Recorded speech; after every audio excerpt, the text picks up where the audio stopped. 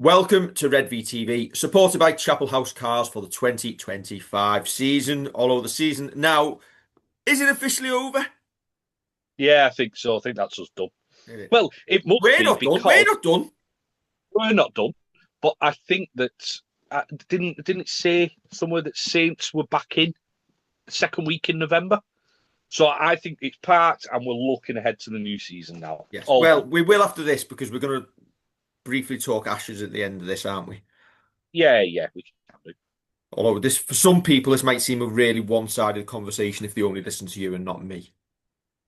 Okay, fair enough. Right. Let's get into it then, Kevin. If I sort the slides out, should have not done. Now we will get into it because I'm not pausing it. Yeah, fair enough. Just keep going. This is the off-season lull where we're just putting out a little bit of chat, isn't it? It's not all serious. Who's your favourite Newsround presenter? I mean, I immediately go John Craven, but I also like Christian and Guru Murthy. So We're going. There's a generation who probably have never seen it. no, correct. Yeah. Unfortunately, I am just once again showing my age. Yes, old man. Right. First Cheers. news of the day is the new contract, 2-year deal for Jake Burns. My initial thoughts was 2 years, really? Yeah, I think it's similar to the Matt Whitley one, isn't it? Where Matt got 3 years, which I mean, it gives him some stability, which is good, and I'm glad to see that the club are backing players. Um, but I think on the pitch for 2 years, I don't think we've necessarily seen enough of Jake Burns. Now, whether that is due to previous regimes who just didn't fancy him or whatever, or if it's just his natural place. I think my issue with regards to our nine situation, I've said this to a couple of different people on groups that we're in, is if Darrell Clark goes down with an injury for a month, we'll say, in the new year, your nine options look very bare. You could argue they did last year with Moses there because they looked very slow with Moses in at nine. And I'd rather have Jake Burns passing it off the floor. So when it comes to playing from dummy half, I'd rather have that. Um, but yeah, it looks very bare with there's a lot of names kind of in who can play the nine position. So Jake Burns, Cole Marsh, Kieran Nolan, Tom Humphries, who we'll get on to in a bit. Let's not try and not put Jake Wingfield into this chat because we haven't got many 13s at the club as well. Um, but that's a lot of names with only 20 appearances between them. Um, so, yeah, I'm not necessarily against Jake getting 2 years, but I just want to see more from him. I want to see him included. I want to see him push and be one of them people who, if he's left out of the 17, there is a big discussion over it. There's a what has gone on there. Yeah. My issue is he's been with us 2 years now. Really in the first team squad, 2024, 2025, in the first team squad. Obviously been in the club since 2022 when he started playing for the reserves, but in the first team picture for the last 2 seasons. In 2024, Yeah, he made 10 appearances in total. In 2025, he made another 10 appearances in total. But for how long in each game? I would love to find out the exact amount of minutes he's had that we've seen him in a Saints jersey. Rounded up, I can't imagine this season it would have been more than 4 full games if you put all the total minutes together, maybe 5 minutes here and there. And when Darrell Clark wasn't available, he wasn't automatically first choice to come in that position. He often didn't make the 17. So if he wasn't good enough to make the 17 last season on many occasions, on what basis is he worth a 2-year deal? Um, and I think what probably clouds people as well when they think about Jake Burns is they think he's a youngster. He's 26 next season. This is yeah, essentially where you should be coming towards your peak. And I know he's come into the game late. Um, I just think 2 years is big deal. And again, does it probably go back to what we were discussing last week? Is it because there's the likes of York and Toulouse and that have come into Super League and they're looking to bolster their squads? And potentially, if you did only offer Jake Burns 12 months, he may have been offered a deal elsewhere on a longer contract. And is that just the way of the world now that you've got to tie players down for longer than 12 months? Yeah, and you know what? As I say, it gives your squad a bit of stability. I know you've got the risk of if this isn't aimed at Jake Burns, this is aimed at anyone who gets a kind of longer deal. You're then stuck on that contract, aren't you? And that's the risk. The reward is Jake Burns is newer into the game. We'll say that with regards to the professional game. So hopefully his peak is still to come, and his peak may come around in another 2, 3 years' time. So then when he's looking for another contract extension at the end of this 2 years, A, he's in a better position to negotiate, and B, we've seen that improvement that we want to see from Jake Burns. I don't think anybody wants Jake Burns to fail here, but you're probably right in the fact that we have had to have a look at it. And Jake Burns is an ideal candidate for Bradford to lose. I think York have probably got enough nines, but someone like that who he could go in and would definitely be getting game time every single week without fail. I think with Jake, he's got to negotiate getting past Jake Wingfield, who's a good utility forward. I don't necessarily want to see Jake at 9 this year, but he's a good utility forward if you need someone on the bench. And then he's got the players pushing him who've come through the academy system. So everybody wants him to succeed. We just need to see that kind of, right, you've got 2 years, here's your chance, go and take it. Yeah, and I suppose the one thing we're not discussing is that yes, it's a 2 year deal, but on what terms? For all we know, Yeah, yeah, it could be a low money deal, and if he does have a good spell next season, then you've got him tied down for another 12 months on a lower contract. Equally, if it didn't work out for him next season for whatever reason, yes, we've got 12 months there, but with the 14 team Super League, there probably would still be interest if you wanted to move him on next season as well. yeah. And the thing to remember, obviously, is you always have the ability to renegotiate a contract halfway through one. So you look, I think George Delaney's had about 3 or 4 contracts at Saints, even though he's not played for us for that long. So you look at if Jake Burns plays 20 odd rounds next year and ends up starting some games above Darrell Clark or ends up being in the 17 week in, week out, there's only like he gets a little bit of a knock, or we do go with a bigger bench rather than needing and Jake Wingfield, but he's part of it. He's quite rightly within his rights to go into Mike Rush's office and say, right, I want another deal. Or Saints are quite within their rights to go, yeah, we need to tie him down for another year on top of this because we've found that promise, we've seen it happen. I don't see us going out now and buying another hooker. No. I think, and equally as well, I think Jake Burns has to be given his chance next season and integrated more. With Darrell Yep. Clark being 32, 33 next season, if you want to get the best of Darrell Clark for the next few years, you can't be playing him 60, 70 minutes every game. Um, Yeah. Jake This needs to is that become at least rotation. 25, doesn't he? Yeah, with this is that rotation that we speak about where you don't want to be flogging Mark Percival, Kyle Felt, Alex Walmsley, even like Matty Lees and the likes, Curtis Siren. You don't want to be flogging them every single week. You want to be able to go, you know what, we can sit you down this week. We don't need you for this week. You're carrying a bit of a knock. You're carrying a bit of an injury. You do well for just going, sitting on a beach in Spain for the weekend instead of playing at home to Castleford, playing at home to Huddersfield. Go and have a bit of a rest. Um, It does feel, Kev, yeah, that we've banged this drum about rotation and not putting the minutes in the legs of the older players for many, many years now, and no one's really ever paid attention. And it always seems to come and bite us at the end of the season when we look tired and leggy and we pick up injuries. yeah, and that's hopefully what will happen. The fact that yeah, you what listen, people go. and pay to see the best players week in, week out. But I guarantee that instead of, if you said, well, we are going to maintain a healthier squad by Alex Wellens not playing a couple of weeks, Mark Percival not playing a couple of weeks, not because of injury, just because we're resting them. And then you are getting, yeah, we got to the semi-finals this year, but you're giving yourself a proper shot at getting to the grand final and a feel-good factor that, you know what, these lads are coming in, they look fresh, they look like they're hungry for not sitting down for a week.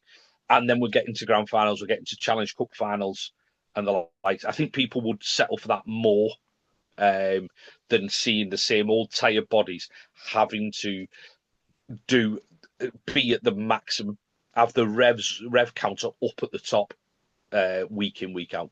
Yeah, and you'd hope next season as well there are going to be some games against the newer teams to Super League that you should be able to rotate your bodies and give players minutes. I almost feel, Kev, Fingers crossed. I've started off with one argument here and finished with another, and so Yeah. yeah, okay, yeah. After 2 or 3 minutes of conversation, yeah, I can see why he's been given 2 years.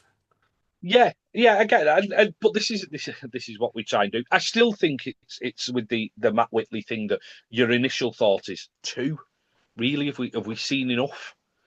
And But then when you I think kind of Matt Whitley is get down proven though, to so you know what Matt Whitley can do at his best.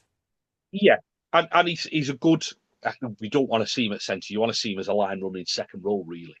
Um, but you know that he can cover for a game or two if you need a centre. Right, he's in there. He's just doing almost. I'm not comparing him to Lee Gilmore, but a Lee Gilmore type job where you'd rather him be in the second row, but he's over into the centres. And to be fair, he needed a 3-year deal because he had a wedding to pay for. Yeah, and yeah, saw that on social media. Good luck to him and Mrs. Whitley. Yes. Congratulations to Mr. and Mrs. Whitley. Hopefully, you've got an extra week off pre-season training to have a nice honeymoon. Yeah, I hope they're going somewhere nice, not Cowley or. Sunny Widnes. Yeah, in fact, he might take her to the beach if they do all that running along Formby Beach or Ainsdale. He said to her, I'm going to take you to where it all began. And she thought it was where they went on a first date. And he's going to take us to Widnes Vikings. Yeah, Oh, dear. Right. Next. Academy players joining the first team environment, Kevin. yes. Have you not got the graphics up of each one individually? Is that Absolutely. something No, that absolutely not. right? That'd mean Okay. five. That'd mean 5 slides and extra work to do. Well, We have there's got nothing Matty wrong. Evans, Yeah, a prop from Crossfields, Nick and Warrington's finest as usual. Tom Humphreys, a hooker from Newton Storm. Billy Keeley, a back row from West Bank Bears, another one for the Widnes Mafia. yeah, Alfie Tate from Wigan St Jude's, and it's Luca Walsh uh, from FC Lezinon, scrum half, who's come over, French lad, who we do know is a Wigan fan. yes, but he's obviously seen the light and signed for Sage. Again, it's another. This is a Kev, positive sorry, thing. before we go on, Yeah. who posted in one of our groups Trav Baines? Yeah, that Was was it Shakes? Dan well. Shakespeare. We're getting the Yeah, I band think back it was. together. It's Luke Walsh reincarnated. Anyway, It's carry on. Mario saying Luke Walsh. It's Mario saying Luke Walsh, isn't it? No, you know what? It's another positive that we've got these lads coming through. It's something that the club tends to do well, as we say. Whether there's something in the background that we can do better, but the promotion of academy lads to the first team squad is always great to see. And that's it with a couple of with forwards very forward heavy this year, aren't we?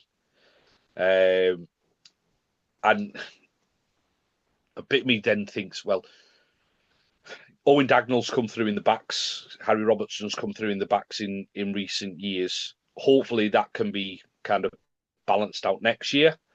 But who are we losing this is probably a show on its own. Who are we losing in the likes of, say, Deon Sambu? Probably Jacob Douglas replaces him. Johnny Vaughn, who can play centre as well. Then you think, well, who are these lads going to replace? And as I say, with it being very forward heavy, it just shows to me that I think Saints are looking at it and thinking there aren't many middles and second rowers who are out there available. So let's see what we can do to push our young lads through. And it's always good to see a seven come through, even if he has come from FC Lesignan. Well, But it is um, interesting, isn't it, that he was spotted playing in France. He's only come over mid-season to join our academy, and we've already got him into the first team. yeah, So maybe there's yeah, something there that we've spotted, and he might get his opportunity at some point. yeah, I think so. I think obviously you'd say he's a Will Roberts. He's taken Will Roberts' place in the squad.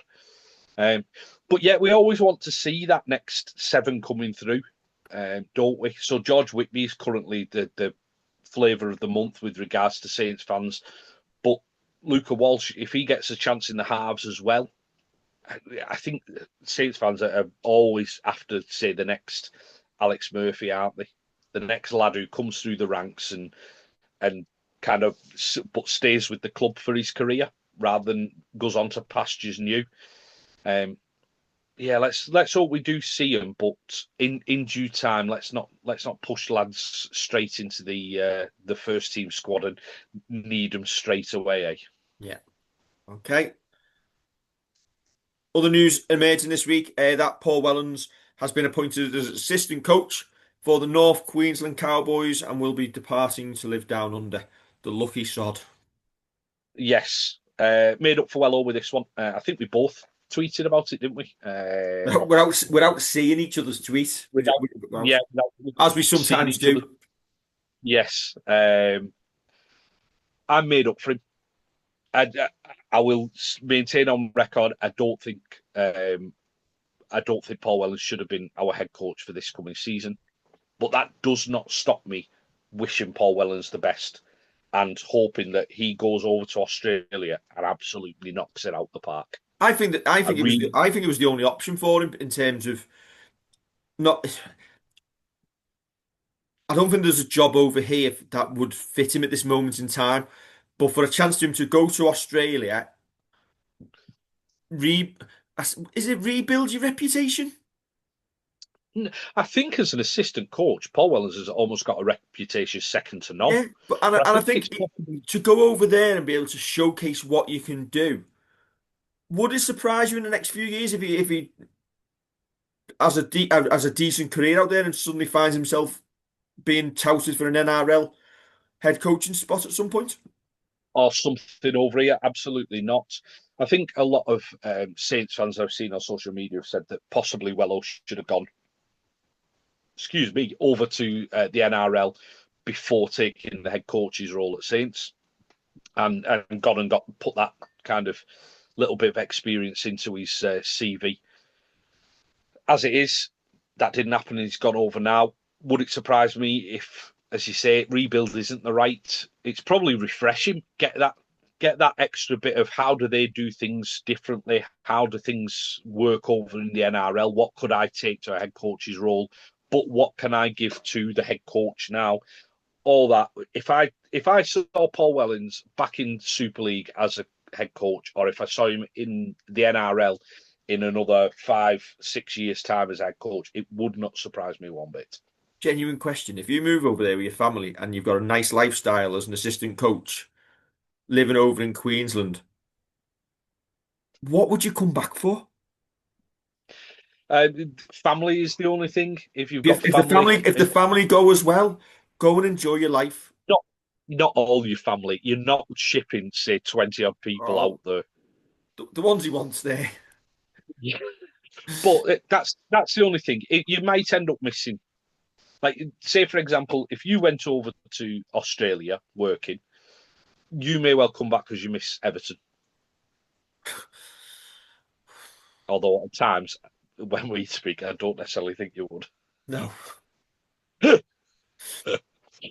no. you know what I mean. Like, Yeah, yeah. it could come back because it might be a case of, well, actually, I'm getting getting a good wedge to go back and go and coach, and the opportunity is always there to go back into the NRL, go back even to the like New South Wales Cup or whatever, and go and coach, and he'd still be able to go and kind of flit in between the two. Not saying like every other year, but a couple of years here, a couple of years there, that'd work. Yes. Right, Kev, do me a favour, just step away from the camera for a moment. Just step away from the camera. So you're off camera. Okay. Okay. So we're now going to go on to our a little bit of a talk about the Ashes, and delighted to welcome our special guest, Kev the Chemic from Widnes. Hey, don't start with that.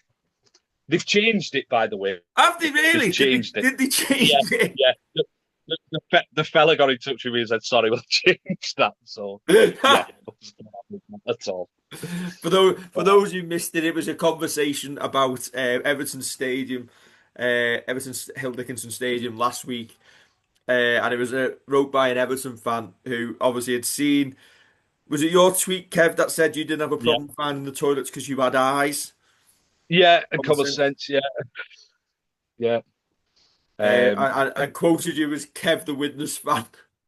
Yes, swine. But you're right though. So I know. Listen, I know there's some people who were saying they waited ages for the queue for the toilets. I think genuinely they've come down the middle staircase in the south stand and seen a queue form for the toilet and think that's the only toilet. There is a toilet on every single exit and every single block, and you just walk sideways for about 15, 20 seconds, and you would have found the toilet with no queue whatsoever. I Yeah, I went think. to toilets a couple of times during the game after supping a few Guinness. Um, and you went in the toilet block and there's no one in there. Yeah, So I think the thing that Everton do need to take from it is, if any, big word for today, ergonomics, and seeing how people behave and just making sure things are signposted a little bit better to tell people that there's these things available. Same with the bar queues as well. I know there's a couple of people who met up with us during the game who I was actually directed, and they were in a queue, and I said, "Go to the other side of the bar. It's a 360 bar. If you go to the other side, there's staff waiting there with nothing to do rather than queuing." yeah, I think me and one of our friends nipped out midway through the first half. I went the toilet and they went to the bar and they beat me back to the seat. And I didn't queue for the toilet. It was that quick. Um, we were actually saying before the game, weren't we, that Saints could learn quite a bit from it in terms of bar yeah, service. yeah, definitely. Um, I, I think when we first got in there, I went to a toilet that was like a really small kind of one with a couple of urinals that, um, and I queued for it. And I just, as I say, just in my head, I thought, "Ah, well, I'm not coming to this one again." I think the only issue with Everton is the signs for the toilets look very, very similar. I tweeted at the start of the season, and do you know what? I've probably been in the ground 8, 9 times now, and every time I go, I need to look at whether the icon for the toilet has got a ponytail or not, and a Yeah, slight curve on the pants to make it a dress. It just needs yeah, to say male or female toilets. And I don't know whether that's yeah, deliberate with the way the world is, that they've not used that language and they've used the symbol instead, so people can identify whichever toilet they want. But it's not the clearest of the time. But there is. I actually took a. I'll actually might post on Twitter later. I took a picture of the map on the wall in the upper south stand yesterday of toilets on every exit. They physically couldn't put any more toilets in than they've got. yeah. I think the only issue with regards to the stadium, and I hope people haven't really got back to it, is you saying it was a 10-15 minute walk from Liverpool, and it bloody wasn't. You strolled. Uh, I did it again yesterday, 25 minutes after the game to Lime Street. yeah, because you run, Although to be you can fair, have a it ramble back. was. I did notice the there was less. So yesterday, walking back to town, I obviously did what we did and went up the side of the Titanic onto the next main road along, and it was a lot clearer. It was busier last week on the Saturday because I think what it is, obviously when Everton are at home, everybody's got goes in different directions. Yeah, It's different areas of the city where I would suggest the majority of the crowd after the game were heading back to the city centre, so it was a little bit busier. I also found as well when people were talking about, there's only one exit out of the wall. There isn't. There's four. But again, ergonomics. people, because they were going in that direction, all headed to the same exit point. Whereas obviously Everton fans now know, going the match every week, that there is multiple exits to and entrances to to come in and out. And people were saying there was no bars either on outside the vicinity of the stadium. They're just probably not signposted well enough yet, but they are there. Yeah. I think that's one thing. Everything being signposted, the fact that there isn't just one exit, the fact that there are bars around there. I think that'll all come in time. The other thing I was going to say was the only issue I found with the destination was getting into Liverpool on the train. It was It scandalous. Yeah, it was shocking, and that's not necessarily anybody's fault. Apart from I was on a train that was three carriages instead of six. I got in not quite as early as you did, but tried getting in that little bit earlier, and I'm glad I did now. But it left loads of people on the platform where I got on, and I saw like there were a couple of people saying, "Oh well, you should have gone this way and you should have gone that way." Again, whether it's ergonomics or whether it's just I have a 10-minute walk, if that, to the station from me.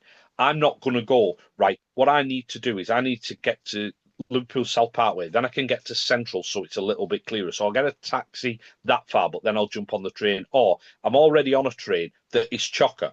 Why am I going to get off this one at South Parkway to then go into Central? Because I'm already on the train. Yeah. It's fine. I think the issue was actually getting on a train because some just didn't stop as they came through Yeah. because they were just Transpennine too. Express, I will quite happily say, were an absolute disgrace last week. Yeah, Um, they knew there was going to be disruptions. They actually put on the train line app that expect delays because of the sheer volume going to the rugby and going to into Liverpool for the football. Yet they didn't put any extra services on. The yeah, train was full by Manchester. The train we got in the morning was full by Manchester, so they literally cancelled stopping at Lee Green and Newton and Willows on the way in, which is obviously big rugby areas as well, which then yeah, forced everyone onto like the local Northern service, which couldn't cope with the sheer volume. They were telling yeah, people if you wanted to get off at Lee Green or Newton, you had to go to Liverpool and come back. yeah, After the game, now the trains were always going to be busier anyway. Headed off to catch the 8 o'clock train back to St Helens. I made sure I was on the platform at 7:30, so we got by the doors of the train before the doors opened. yeah, Hopefully having Redvee Junior with us, you could like wheedle it towards the front of the queue. We got a seat on the train. The train was absolutely rammed. It was meant to go to Hull. Transpennine cancelled it after Leeds. So they were then all going to be forced onto further trains, um, yeah, and that was going to create a problem further down the line. The train was rammed. People couldn't get on the train. They had to get security to either get people off or move people away from the platform to allow the train to go. It was absolutely shambolic. yeah. There is if they're going to host major events like this again, there needs to be some sort of like rugby special on. Like Yes, for fans coming from Yorkshire or more coach services coming from Yorkshire down to Liverpool, but train wise, put a rugby special on. Literally, yeah, that isn't going to stop anywhere except Leeds and Hull, yeah, and it's a book train specifically for rugby fans, a bit like the old Wembley specials that they used to put on, if that's possible. yeah, yeah. Um, and I think logistically that might be the issue with Liverpool as a city destination for these events because you're literally the end of the line. Yeah. With Lime Street being the major terminus, whereas Manchester there's different ways into the city, isn't there? Uh, Correct. Yeah, that's one of the issues. I don't think it works for like they're saying now it's going to be there used for the semi-finals next season. Why? It'll look three-quarters empty. It's a 52,000 seat yeah, stadium. For me, Magic would be perfect for it because that fan plaza outside, you've seen how much space was there. All of the activities that they could have going on outside there, it'd be absolutely perfect for it. But and you might mitigate if it's Magic that you've got day trippers, you've got weekend goers, you've yeah, got people who will stay for their game and maybe stay for a little bit of the next game. You've I got won't all be going for the same one. people who will get in early, late. Yeah. I was delighted to see obviously some of our mates who came with us who hadn't been in the stadium for the first time. They were like proper like, wow, this is unbelievable, great stadium. I've got past that stage, I think. Obviously Yeah, going regularly, so it was nice to see other people's reactions to it. It's just a shame the performance on the pitch couldn't match, but it's definitely going to be one of the destinations. And again, yesterday was the first time. Sorry, yesterday, last week was the first time that it's held an external event. yeah, So you could almost argue this was a bit of a test for it as well. So things will prove, and obviously everybody's seen the gap between where the stadium and the city centre is along that waterfront. That is all going to be developed over the next few years. There's going to be all sorts yeah. development going on. I think it's a good venue. I just think that some people have whinged for the sake of it, I'll and whinge. I'll whinge. For rugby league fans, they put the price of beer up by 55p a pint. swines got to pay for it somehow. It was back down yesterday for Everton. Anyway, right, Ashes. I didn't watch the game yesterday. Um, you said they were good for an hour. I said they did improve for an hour, but just didn't take our chances. Improved, not quite good, just improved. Yeah, they had improved, but it just we just didn't take our chances. I'm not sure George Williams and Harry Smith are creative enough in the halves to play together. I think you need something else. Obviously, we were hamstrung with AJ Brimson getting a shoulder injury. Apparently, that's quite a bad one. And having to play Mikey Lewis at fullback. Now, Mikey Lewis isn't a fullback defender. I'll make no bones about that. He chimed in going After the forward. first test, some said Jack Wellsbury wasn't either. Well, yeah, exactly. Well, yeah, fair enough. But he chimed in well going forward. It's just a shame, and you don't want to. Kev Brown made this point. I think it was at half time. You don't want to keep change a load of positions just for one player. To move. I don't know, someone into the halves who moves someone at 13, who moves someone at 9, who moves someone at. You don't want to keep doing that. You just want to put someone in. It's just a shame that I think defensively, Mikey Lewis isn't that player. He's fine in the line, but as the last line, I'm not convinced on him. And it just meant that England weren't quite as well. Everyone wasn't quite at the level you need to be at 100% to beat the Aussies, and we just weren't. Just not taking our chances. In reality, should we be beating Australia, given it's essentially their national sport and they've got so many more, a bigger player base to choose from? Should Saints have beaten Penrith? Should Wigan have beaten Penrith? In a one-off, you can do. You can do. I'm not saying of as a series, but in a one-off, you can do. But I just think that Their caliber of players should be a better level than ours, shouldn't they? Given yes, given the playing base, the facilities, the chance to play in better weather as you're developing through the years, the higher level of competition, the structure of it. At the end of the day, equally, if England play Australia in football, you should be expecting England to win. correct. Yeah. But in a one-off, there is no reason why England couldn't have got a victory at some point. I just don't think Half of they the players played. not being good enough. I Yeah, genuinely don't think this team of players are good enough to do it. I think we needed the Aussies to have an off day and us to have a proper on day for that to happen. But it can happen in a one-off. I don't think a change of coach would change that either. Not necessarily because we don't play enough. There's no scope for us to play more games. Whereas, like, because it is such a physical game, especially nowadays, now you've got all the sports science behind it, and the fact that it is just like getting hit by a car probably every single time you go into a tackle.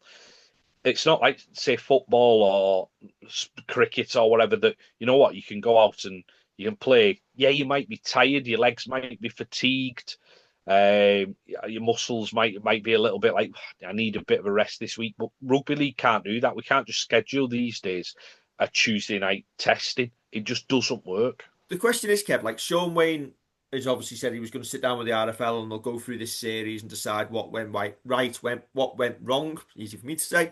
Yeah, If there's no room in the calendar to schedule like any warm up games or middle season friendlies to get them prepared for the World Cup.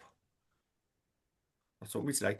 What's the answer? Do you potentially have to go to the clubs and say, we want you to release your players who are in the train-on squad for 1 day a week for the final 4 or 5 months of the season and allow them just to get together 1 day a week to train regularly Yeah, it's not a bad idea to be fair. Just to kind of work on a little bit. and I allow them to think maybe face some like, I don't know, academy sides or a select side behind closed doors just to, I don't know. But then there's putting minutes into the body in it. Maybe it just has to be a train-on session. I think the issue is with rugby league currently going through the litigation that it is, and the fact that we are now looking at reducing players' minutes or at least monitoring them. Yeah, the issue is obviously taking them and adding games to that schedule. We've just gone to 14 teams in the league. I'm fine with that, but I almost think that I look at rugby union. Rugby union squads are absolutely huge, and their salary cap is big. And I know they're losing money hand over fist as well, but they can afford to let players go and play the national game because the national game is the pinnacle of their sport. I get your argument that the national game is it the pinnacle at the moment? It should be, but is it? I think that's a fair question to ask because this is the first time in years we've played this. And yeah, I don't want to be playing the Aussies every year because it loses its spark. But if you play them every 4 years and there's a big thing about it, and you do everything possible to build the sport off the back of it, surely we should be looking at that. I think the Ashes should be played every 2 years, Okay, and then like so here next time in 2 years' time it's in Australia. 2 years after that, so they come to England every 4 years, okay, and then in between you play your series. In between you do have a series every year, but it's either against say Tonga, New Zealand, Tonga 1 year, New Zealand the next. yeah, and Well, in between. you've obviously got your World Cup next year as well. So That's yeah, yeah. There's got to be a schedule. If you want international rugby league to improve, there's got to be a schedule. Quite frankly, I don't actually care that much. I know it sounds awful, but like, yes, we went to the game last week, and yes, in a one-off, we all cheer England on. We want them to win. But did it hurt losing? No, I think it's a good point because we came out of there and it wasn't like, say, when you lose a grand final or a Challenge Cup final where you come away and you're like gutted about it. I was disappointed we'd lost, but I wasn't gutted. I was I disappointed wasn't, in the performance of England rather than the yeah. results. I mean, I want the national game to be bigger. I want it to be bigger because if the national game's bigger, then the sport as a whole is bigger. But there's a long way to go with people further up the food chain than us who need to do some work on that because it's all very well every so often just going right. We've got a series against these. Let's have some joined up thinking. You've got to start getting the likes of France as well up to the level. Now, whether that's to do with the French Rugby League Association or whatever, I don't know.